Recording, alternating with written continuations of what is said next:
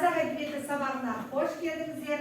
Сабағымызды жақсы көңіл күймен бастау үшін, бір-бірімізге жақсы көңіл күй сыйлау үшін барлығымыз орнымыздан тұрамыз, психологиялық ахуал тудырайық. Барлығымыз бірге. Маған бақыт сабақ өту сіздермен, көріп тұрмын қуаныш бар жүздерде, балалықтың дәурені шат көріп, бәрімізге серік болсын сәттілік. Жақсы балалар, бәрімізге бүгінгі сабағымыз сәтті сабақ болсын. Отырайық.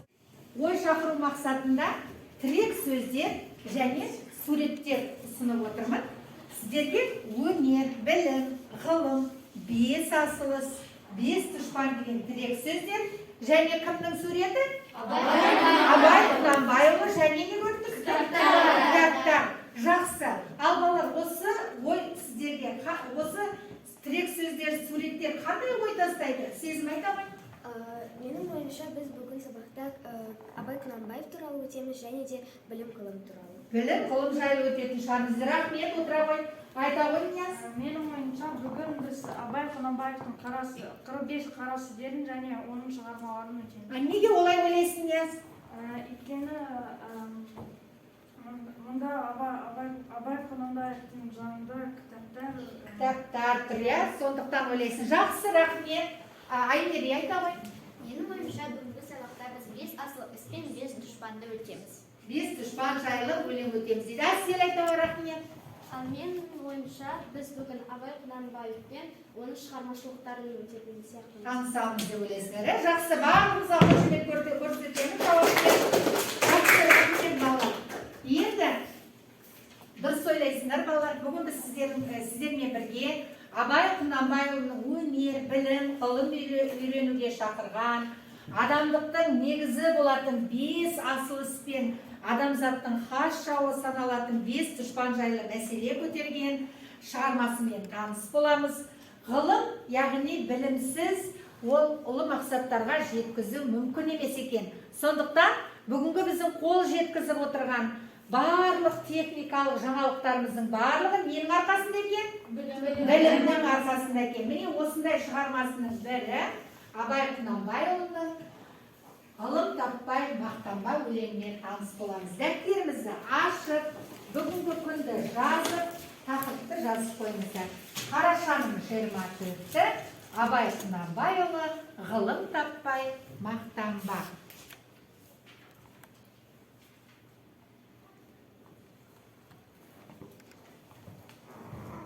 Сабағымыздың мақсаты әдеби шығармада көтерілген әлеуметтік қоғамдық мәселенің идеясы арқылы анықтау. Енді балалар, бүгінгі біз сабағымызда әдеттегідей сіздер өз білімдеріңізді бағалайсыздар. Бағалау шәкіл арқылы, яғни бағалау критерийі алдарыңызда берілген, әдеби шығармада көтерілген әлеуметтік қоғамдық мәселенің идеясы арқылы анықтаңыз деген бағалау критерийіне 4 тапсырма беріледі бүгін. Осы 4 тапсырманы сіздер дұрыс орындайтын болсаңыздар, әр тапсырмада 2 дескриптор берілген. Осы талапқа сай орындайтын болсаңыздар, сіздер жоғары ұпайға ие боласыздар. Сондықтан алдарыңызда, парталарыңыздың шетінде әрқайсыңыздың бағалау шәкілдеріңіз тұр. Оны ыңғайлы алдарыңызға алып қоюларыңызға болады. Жауап бергеннен кейін әрқайсыңыз дұрыс жауап үшін бір ұпайды дөңгелектеп отырасыздар. Түсінікті ме? Сабақтың соңында ұпайыңызды есептейтін боламыз. Жақсы. Енді балалар, бүгінгі сабағымызды бастамас бұрын жалпы Абай Құнанбайұлы кім? Айта ғой. Абай Құнанбайұлы ақын және аудармашы. Жақсы, рахмет. Нұрай. Абай Құнанбаев философ. Философ, рахмет. Абай Құнанбаев ол жазушы. Жақсы, рахмет. Нияз. Ол қазақ әдебиетінің негізгі қалаушының бірі. Қалаушының бірі, жазба әдебиетінің негізгі қалаушының бірі. Жақсы, Ризат, рахмет. Абай Құнанбайұлы сазгер. Сазгер, рахмет. Сезім. Абай Құнанбаев ұлы аудармашы. Жақсы, қайталамаймыз ойыңызды бір-біріміздің. Айта ғой, Нұрай. Абай Құнанбаев ол аудармашы. Аудармашы, жақсы, рахмет. Айта ғой, аяулым. Абай Құнанбайұлы философ. Философ, жақсы, әділ. Абай Құнанбайұлы ұстаз. ұстаз болған. Жақсы, рахмет. Абай Құнанбайұлы ағартушы. Ағартушы. Жақсы, барлығымыз бір-бірімізге қошемет көрсетеміз. Жауаптарыңызды қабылдаймын. Өздеріңіздің жауаптарыңыз үшін бір-бір ұпайды белгілеп отырыңыздар, жарайсыздар. Яғни балалар, бүгінгі біз өткелі отырған шығарманың авторы Абай Құнанбайұлы кім деген сұраққа дұрыс жауап бердіңіздер. Енді біз өткен сабаққа кішкене пысықтау тапсырмасын орындайық. Яғни кітаптарыңыздың 48-52 беттерінде деректер мен қосымша ақпараттар берілген. Сол ақпараттарды пайдалана отырып ментальды карта толтырамыз. Оны, яғни бағалау дискрипторы оқулықтарға және өздеріңіз білетін қосымша ақпараттарды қолданасыздар және ментальды картаны толтырасыздар. Ол ментальды картаны толтыру үшін бірінші топ сіздер отбасы және өскен ортасы деген тақырып бойынша ойларыңызды топпен ақылдасып отырып ортаға саласыздар. Екінші топ Абайдың шығармашылығы деген тақырып бойынша ойларыңызды ортаға саласыздар топпен. Үшінші Абайдың шәкірттері деген тақырыпта ойларыңызды ортаға саласыздар. Қаламдарыңызды алып, соңғы бос партаға барып ойларыңызды жан-жақта толықтырып жеткізулеріңізге болады. Сіздерге 3 минут қана уақыт беріледі. 3 минуттың ішінде ойларыңызды тиянақтауға тиіссіздер.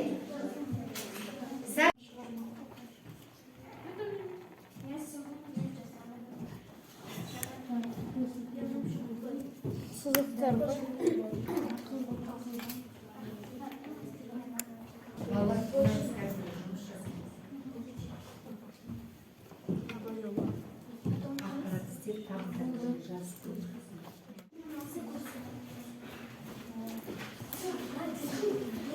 Екінші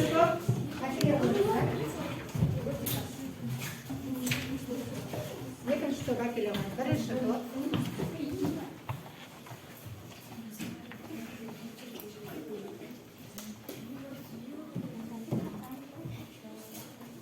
қолыңызға қалам алыңыз. Бар ғой, қалам қолданыңыз.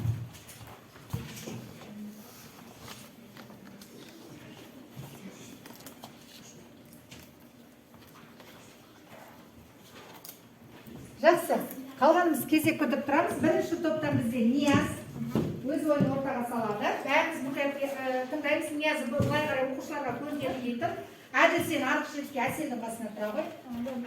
Сен сол жағына, иә. Абайдың отбасы және өскен ортасы. Оның отбасы, оның анасы Олжан, әкесі Құнанбай және әжесі Зере. Абай Құнанбаевтың шын аты Ибрахим. Және ол 1845 жылы туған, және 1904 жылы өмірден өткен. Ол Семей өңірінде Шыңғытау Байратта Шыңғыстау Баурайында өмір сүрген. Дүниеге келген. Жақсы, қосатындарыңыз бар ма? Бірінші топ. Оның аталары Өскенбай мен Ырғызбай.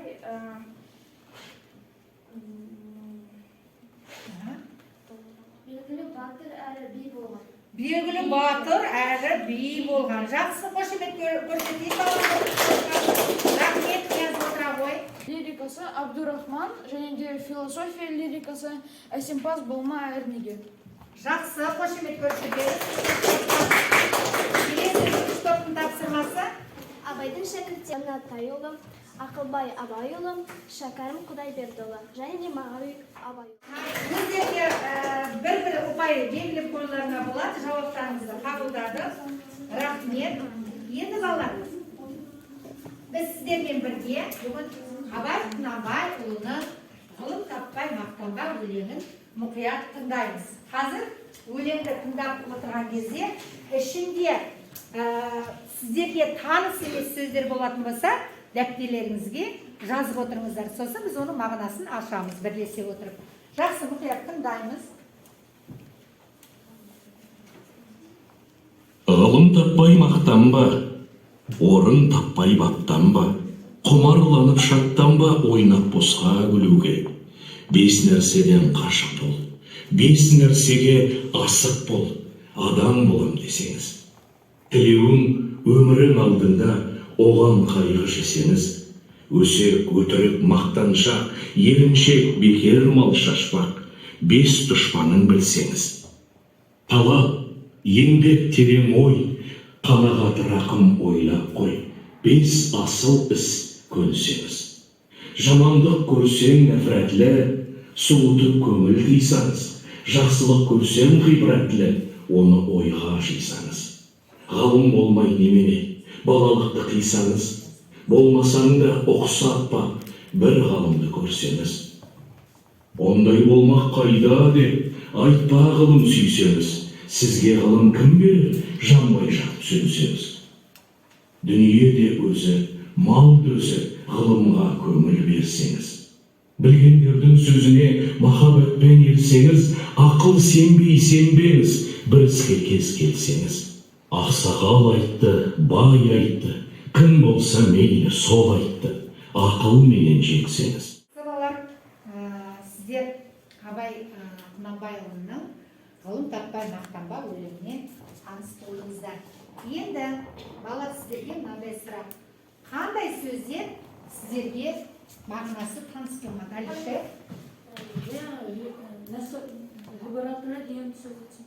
Ғибратлы деген сөздің мағынасын түсінгеніңе жақсы. Ақбер, сізге қандай сөз? Маған нәфрәтлі деген Сөз түсініксіз болды, мағынасы. Жақсы балалар, енді дәптерлеріңізде жазып алған сөздің қасына өздеріңіз қазақ тілінің бізде түсіндірме сөздігі бар.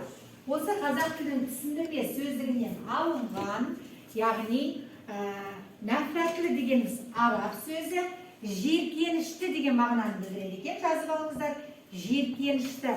Ғибратлы дегеніміз араб сөзі екен, үлгілі деген мағынаны білдіреді екен. Жазып болсаңыздар қаламды орнына қойыңыздар, келесі тапсырмаға көшеміз. Келесі тапсырма балалар ауызша, жаңа тыңдаған өлеңдеріңіз бойынша өлең жолдарына сіздер қандай 5 асыл іс пен 5 дұшпанды естідіңіздер? Адамға хас, адамға дос. Нұрай айтты. 5 асыл іс ол талап, еңбек, терең ой, қанағат, рақым. Қанағат, рақым екен. Келсеңіз бе балалар? Қошемет көрсетеміз. Жақсы. Ал 5 дұшпан дегеніміз толғанай? 5 дұшпан ол өсек, өтірік, мақтаншақ, еріншек, бекер мал шашпақ. Келсеңіз бе? Жақсы ма? Жақсы, қошемет көрсетеміз. Жарайсыңдар балалар. Абай атамыз айтқан 5 асыл іс пен 5 байылына арналған сабақ болғандықтан біз сергіту сәтінде кішкене поэзияға көңіл бөлгіміз келіп отыр. Біздің сыныпымызда ақын жанды оқушылар бар.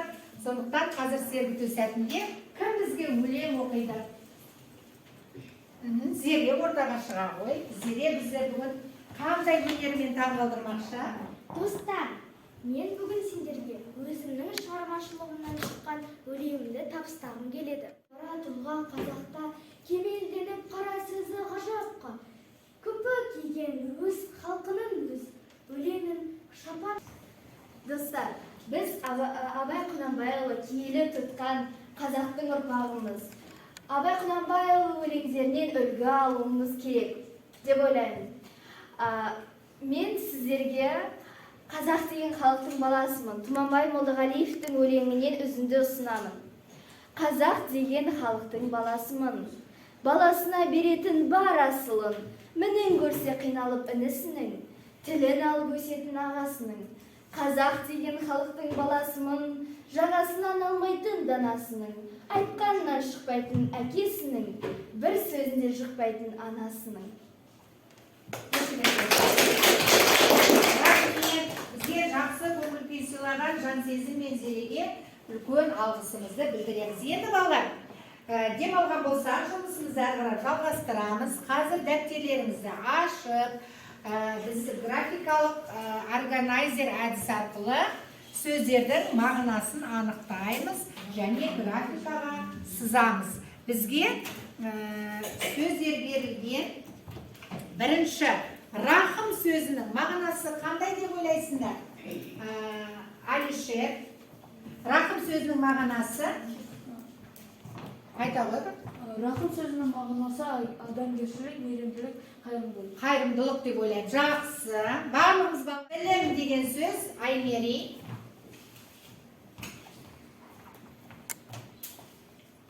Білім деген сөздің мағынасы белгілі бір жүйедегі ұғым. Оғым. Қошемет көрсетеміз. Жақсы. Жақсы. Рахмет. Келесі бізде өсек деген сөз аяулым. Жауап бере ғой. Аяулым өсек деген сөздің мағынасы не екен? Өсек біреуді сыртынан даттап ғайбаттау. Ғайбаттау.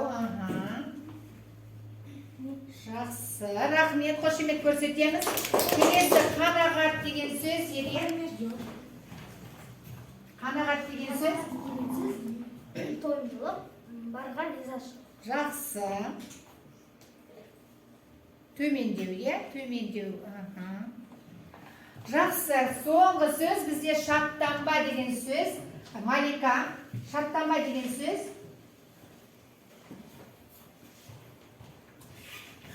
Мағынасы қандай? Шаттанба сөзі болмашыға, қуанба. Болмашыға, қуанба деген мағынаны білдірілген. Жақсы. Барлығымызда балалар осындай нүктелер пайда болды ма? Енді нүктелерді қарындашпен қосамыз. Жаңағы графикалық сызба пайда болады, е? Қараңыздар. Осылай сызба пайда болды ма? Жақсы. Енді мына сөздерді қайсысы жақсы, қайсысы жаман әдетке жатады? Айта ғой. Сезім жаман әдетке өсек деген сөз жатады. Осы жерде өсек деген жаман әдетке жатады екен. Жақсы. Ал қалғандары ше? Жан сезім. Қалған сөздер олар жақсы іске жатады.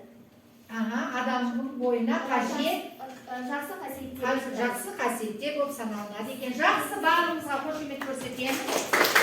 Белсенді болған оқушылар өздеріңізге бір-бір ұпайды белгілеп қойыңыздар. Енді балалар бізде қорытынды бөлім, сабағымызды қорытындылайтын бөлім, дәптерімізге 4-ші тапсырма дейміз. 3 қадам әдісі бойынша жүргізіледі. Сіздерге өлеңге көтерілген әлеуметтік қоғамдық мәселелерді анықтаңыз бірінші бөлікке. Екінші, қазіргі өмірде бұл мәселелер өзекті ме? Үшінші, ақынның 5 асыл іс пен 5 дұшпан туралы сөз қозғау себебі неде деген проблемалық сұрақтарға жауап берулеріңіз керек. Яғни өлеңдегі әлеуметтік қоғамдық мәселені анықтайсыздар, өз ойларыңызды тұжырымдап жазасыздар.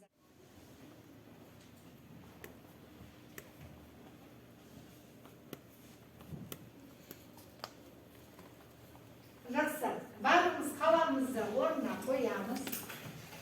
Тапсырмаға көшеміз. Бірінші бөлік бойынша, бірінші қадам бойынша кім жауап береді? Өлеңге көтерілген әлеуметтік қоғамдық мәселе не жайлы? Айым, не жайлы? Бүгінгі сабағымызда қандай мәселе көтерілді? Сендерге нені үлгі етті? Жаман істен аулақ бол деді. Жақсы, қошемет көрсетеміз. Жақсы. Менің ойымша, өлеңде адам жақсы болып өсу, бізді түзу жолға түсіру деп ойлаймын. Жақсы, әлеуметтік мағынасы сол екен. Ақкер. Бұл өлеңге көтерілген тақырып ол жақсылық және жамандық. Осы қауым таппай мақтанба өлеңге 5 жақсылық пен 5 жамандық жазылған. Олардың барлығын Абай Құнанбаев біздің ұрпағымызға барлығы жақсы іс жасасын, жамандыққа ешқашан бармасын деп жазған. Жақсы, қошемет көрсетеміз Ақкерге. Қосыламыз ба Ақкерге? Жақсы. Келесі, қазіргі өмірде бұл мәселелер өзекті ме? Айта ғой, Әділ. Әрине, себебі осы өмірде білімсіз бір нәрсеге қол жету мүмкін емес деп ойлаймын. Себебі қазіргі заманда технологиялар дамып жатыр, және де талаптар да өзгеріп жатыр деп ойлаймын. Оның бәрі ненің арқасында? Білімнің арқасында. Сондықтан біз білімді болуымыз керек екен. Жақсы. Ой қосатындар бар ма? Тағы өмірде қандай мәселелер өзекті бізде? Білімнен басқа. Аймери, тағы да қазіргі кезде өмірде қандай мәселелер өзекті? Адамның бойынан қазіргі кезде көп адами қасиеттер не істеп жатыр? Азайып жатыр. Қайда ғой? Осы адамдық борышымыз бізде көбею үшін біз бала кезімізден бері жақсы істерді үйреніп, аталарымыздың, әжелеріміздің жанынан қаншама рет жақсы істер сұрап, соны жаттап Бойымызға сіңіруіміз керек екен. Міне, яғни қолымыздан келгенше не жасауымыз керек? Жақсы жасауымыз керек екен. Жақсы, қошемет көрсетеміз. Келесі, ақынның 5 асылыс пен 5 дұшпан туралы сөз қозғау себебі неде? Зере? Өйткені қазіргі таңда бізде жақсы істер азайып бара жатыр. Бізге ата-бабамыз осы өлеңді үнемі жақсылық істесін, жамандық ешқашан істемесін, жамандықты өзінен аулақ ұстасын деп айтқысы келеді. Я жаңағы біз танысқан жамандықтың бәрі адамды қайдан барады? Жаман жолға салады. Сондықтан бізге ата-бабаларымыз ақындар тек қолдан жақсылық жасау керегін насихаттаған. Жақсы, рахмет, отырыңдар, қошемет көрсетеміз. Біз ұпай белгілеп қойыңыздар, жауаптарыңызды қабылдады. Жақсы. Енді балалар, сіздер күнделіктеріңізді ашып, үй тапсырмасына, яғни екі жақты күнделік кестесін толтырып келесіздер. Бірінші, сізге әсер еткен шумақты анықтайсыз, осы ғылым таппай мақтанба өлеңінен. Сол неліктен осы шумақ сізге әсер етті, соны жазасыз, және сол алған үзіндіңізді жаттап келесіз. Үй тапсырмасы түсінікті ме сіздерге? Жақсы, онда күнделіктеріңізді жауып шетке қойыңыздар. Енді бағалау парағына көшеміз. Барлығымыз кітап дәптеріміздің бәрін жауып шетке қоямыз. Рахмет бүгінгі атсалысқандарына. Жақсы шетке қоямыз. Енді бағалау шәкілі парақтарымызды алыңыздар. Қарап отырсыздар. Кім 8-7 ұпай жинады? Ақниет, Жансезім, Әділ, Аймерген бағалыңыздар. Келесі 6 мен 5 ұпай жинаған балалар. Сыныптың жалпы көбі 6 мен 5 ұпай жинап деген. Жақсы деген бүгін ұпай алдыңыздар, бағалыңыздар. Келесі 4 пен 3 ұпай алған бізде бар ма бала?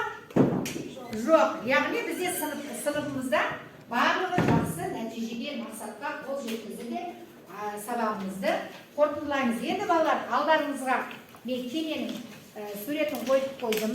Яғни сабағымызға кері байланыс жасау үшін кеменің желкенін, мынау желкенді балалар, сабақ өте қызықты, түсінікті болды десеңіздер, жасыл түске, маған қиындық тудырды, сабақ әлі де менде толғандырады десеңіздер, сары түске, немесе мүлдем түсініксіз болды, мен алаңдадым, әлі де көмек керек десеңіздер, қызыл түске бояңыздар. Маған қазір